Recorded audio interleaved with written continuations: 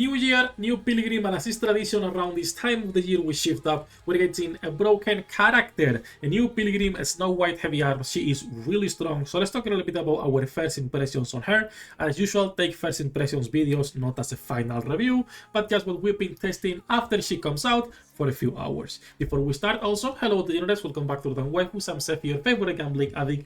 First video of 2026, depending on where you are. For me, it's still 2025 for at least a few more hours. But still, Happy New Year. Hope you guys had a great year. And surely, 2026 will be a great year to get more waifus. That's it. Let's talk a little bit about Snow White. Where we're planning on putting her on the tier list, a little bit of a TLDR of her skills, her gear, the cube, and obviously the important part, the damage comparison numbers we've been running, and just checking between multiple people on our server. So, first things first. As usual with Shift Up, most pilgrims they are releasing, and not even pilgrims, most characters, it's a 10-10-10, okay? There are no reasons to why you would be leaving some of these skills lower. The only one would be a skill 1, and it's still a good skill to level up. As usual, you can start at 7-7-7, and you could be going 7-10-10 even if you wanted, but at the end of the day, you will be taking her to 10-10-10 just because she is a meta character. Most meta units for the combat power you will bring to 10-10-10. We are far behind on the days where the meta characters you could be using 10-4-10 like Galix, like a Scarlet, like some of those units back in the day, even later depending on your skills, etc. Right? So it's gonna be a 7-7-7, long term a 10-10-10. She is full auto. You can completely ignore her and she will work out of the box because the lock-on functionality is automatic. So even if she's playing on auto, she will lock on into multiple targets, and she has really good AoE, which is the important part, right? Imagine OG Snow White with better damage, with 2 shots on the burst, and also with AoE damage. What's not to love there?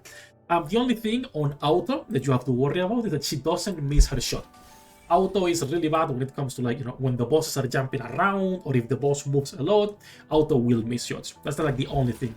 How I've been playing her, it's full auto, and I only switch to her for her shot, so for her burst. And most of the time I forget, and it's still doing fantastic damage. So that's for her skills. Again, it's gonna be an expensive girl. When it comes to her gear, like most characters, elemental, attack, and then 1 line of ammo, it's enough for her because it's a 6 bullet base capacity with a 2-second real time. Slow girl. 1 max ammo line is more than enough. LA, attack are the priority. We are still testing what takes priority or what's gonna be better to focus on, charge damage or crit damage. No clear answer yet. Whenever we have it and whenever there are more tests, obviously I'll update the website. For now, I personally got more charge damage than crit damage. I got 1 LA here. I got charge damage and attack. I got charge damage and LA. And I got charge damage and LA. By the way, those 4 pieces, 72 rocks. Awful luck, not gonna lie. And then for the cube, I've been running Resilience, the all good Resilience cube. But with the release of Snow White, I'm actually gonna be doing Lost Sectors. I'm actually gonna be doing Lost Sectors and unlocking the Pierce cube because it's clear it's the only other meta Shift Up has release enough characters where you can make use of the Pierce cube, right? True damage doesn't have a cube.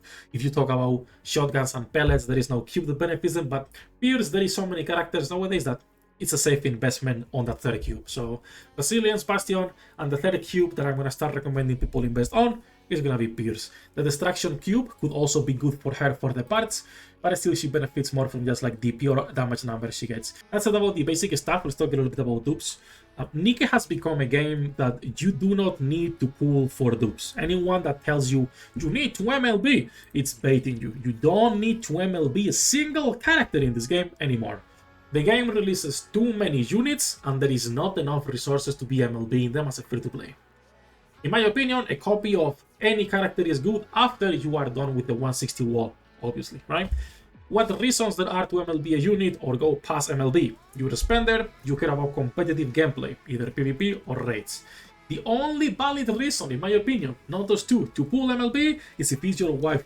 You like a character so much that is like, yeah, I want her MLB. I want her back. That's it, nothing else. So, base copy. My character, or my Snow White, is a base copy, and she is already out damaging most of my other units. That's it. Enough ranting. Let's actually jump a little bit into the damage numbers here. So For some comparison, my Dorothy has 83% elemental, 5% attack, not super good, 124 max ammo. Okay, but nice elemental. My Snow White so far got 60% elemental, 58, 10% attack, 30% max ammo, and then charge damage 24. Not amazing, but a nice base to start building on and re-rolling, right? So with those numbers, my Snow White has been doing 2.7 on here. This was Overload level 3, 2.7 build. So this is my other run, which was a normal Harvester run. As you can see, my Doro is doing 2.1.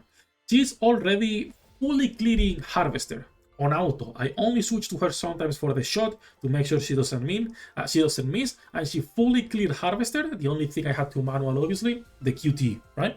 Outside of the QTE, she fully cleared and is doing more damage than Doro, and it's overall an easier time doing that boss. So Harvester and Kraken are becoming kind of like the easiest bosses to just farm, because you have clear teams that can auto the boss minus QTE. The other test that is not here, but it's on Twitter actually, it's going to be here with SBS. So with SBS and Mates on neutral content, Mates buffing my SBS, she was doing 3 billion damage while Snow White was doing 2.7 billion. For some reference, my SBS is the only character I've actually gone and reroll her lines to make sure she has good lines, black lines, and she's properly built. It's like the only character I've bothered enough for fully built, and she's catching up to that SBS. So yeah, I think it's easy to say that she will be most likely a T0 character. The first B3 that I can say we can put most likely on T0 since the Helm Treasure and since Rapid Red Hood. She is not levels of Rapid Red Hood. She is still better. Rapid is unmatched, but she is the only character that can out damage anyone else. If we're talking at least about B3s, right? And of the B3s in here, she is out damaging them. Obviously, we're not talking about out damaging these characters on their same element, but when it comes to neutral and their own element, she is better. The other character that I might move up is Bestie to T1, because clearly Bestie is better than almost all of the characters that are in T2, but for now she stays there. That might be in the future. We are not updating the tier list yet, though. This will be tomorrow when we keep testing a little bit more and when we see if there's anything else worth mentioning. But so far, just go grab a copy. Fantastic character. It feels Shift Up has finally learned how to properly balance their game, and they've been releasing characters that are great and that can last at least a year or even more depending on the situation, while still not breaking anything in the game. Because there is not a huge difference between this Snow White and, let's say, Nayuta and how good she's as a B2, or Liberalio and how good she's as a B3, right? Like those characters are starting to be really well balanced while still being good units worth pulling for. Hopefully they keep making characters like this that we can use, that you can enjoy, since they want to be making this game more of a casual game. Clearly, right? That's the direction that they want to be going for. At least characters should be usable for anyone who wants to be playing the normal campaign. That's it. Enough ranting though. Enough japping about Snow White. Go grab one copy.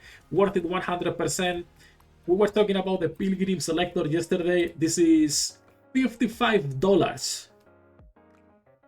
No comments. Instead of getting that shit, actually go and grab the Step Up banner, way better. I personally don't need this selector, but I will just keep it on my inventory because it's nice. But this is a character of your choice, obviously non-pilgrims, right? Not pilgrims included, but the character of your choice, and you can pick any of the recent meta units that are really good for raids if you skip Bestie, or if you skip Solene, or Delta, or even one of the bunnies, right? There is so many good characters you could be picking in here. That's it. Enough japping, enough ranting. As usual, we are live every single day. Happy New Year, bossos, and I will see you on the next one.